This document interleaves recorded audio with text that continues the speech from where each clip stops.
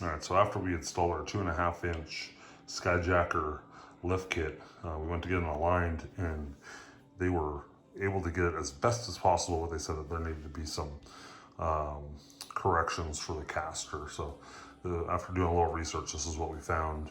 I got this one from JKS. I want to say it was from the Rugged Ridge website, so that's where I got it. They didn't give you a lot of detail as far as what size sockets you're going to need, so I just wrote it on here. You're going to need an 18 millimeter, 19 millimeter, 21, and a 22 millimeter. So I believe the 18 and the 21 are when you're taking out the factory bolts, and the 19 and the 22 are for the new bolts that you're going to install in these areas. So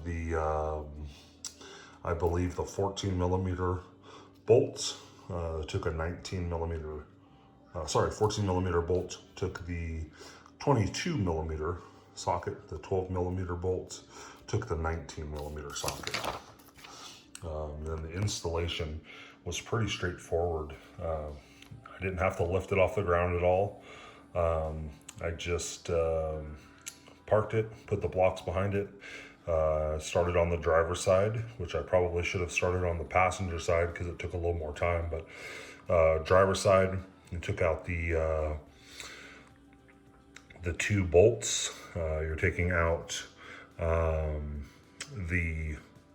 took the lower control arm out first, and that dropped right out after you loosen the front just a little bit. And then the upper one, you had to go through the frame rail with the socket. So I did that and took the upper control arm off.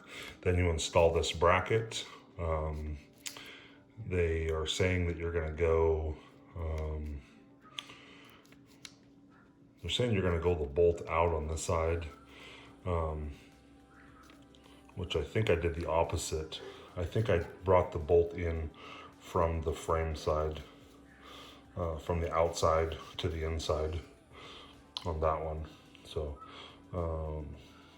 mounting a lower control arm drop bracket with the 14 millimeter hardware, install the bolts from outside in. Okay, and that's what I did. Mount the upper control arm with the provided 12 millimeter hardware, install the bolt from the inside out on that one, which I did.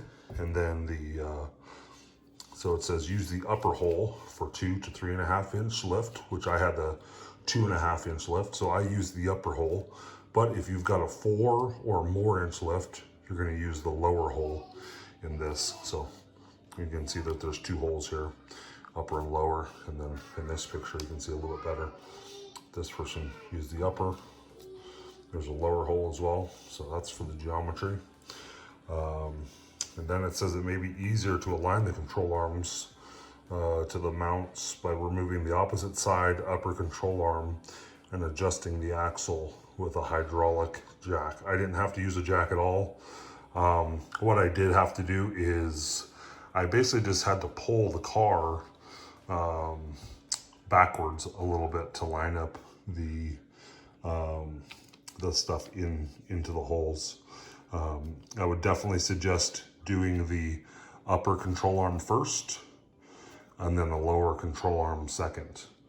That made it easier for me, and hopefully this helps. Thanks, guys. All right, so I installed the geometry correction bracket, which is this bracket right here. So it goes right up here and right here. So you remove the original bolt from up here, which was actually this bolt right here, and then we removed the original bolt from here, which we actually had to cut out, and I will show you why. Because right where this bolt comes out, this if you tried to pull this bolt out, it hit the exhaust right here, so you had to sawzall that. So I had to cut that bolt out, and I basically just went to Home Depot and got a new bolt for right here. It was an M12 by 1.75.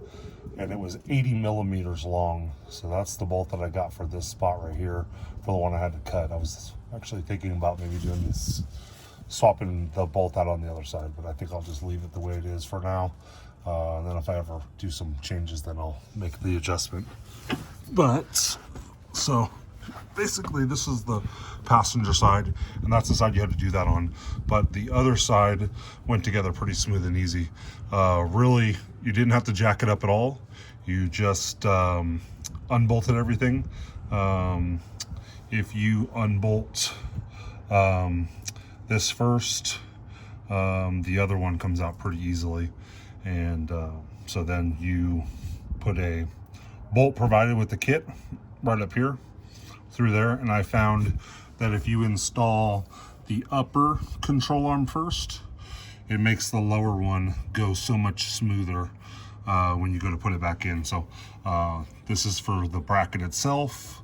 This one was for the upper control arm, and then the bottom one I just reused the same bolt that I took out of this top hole to go right here. So that's in there. I really just had to roll the tire back and forth just a smidge to get everything to line up, and everything worked out really good.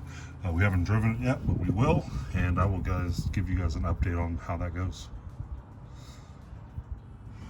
So one more little thing, when you take these bolts out, the original bolt that comes out from right here is a 21 millimeter. The bolt that they give you in the kit to bolt the bracket back to the frame is a 22 millimeter. The original bolt that you take out of the control arm hole is 18 millimeters. And you have to go through this top hole right here in the frame. That's where the nut is.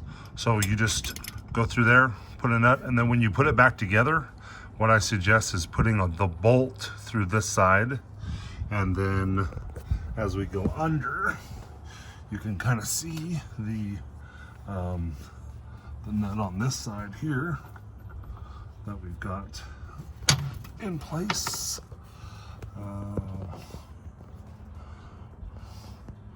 So nut at the top. Here's the bolt I just put in right now. So the bolt at the top, 19 millimeters. The one that I just got from Home Depot as well, also 19 millimeters. So that all should go back together pretty simplistically. The directions say for the lower, it's supposed to be 100 and I believe 125. 125 on these. And then the upper is supposed to be 75 foot-pounds. So I'll torque everything down and then I'll take it for a drive.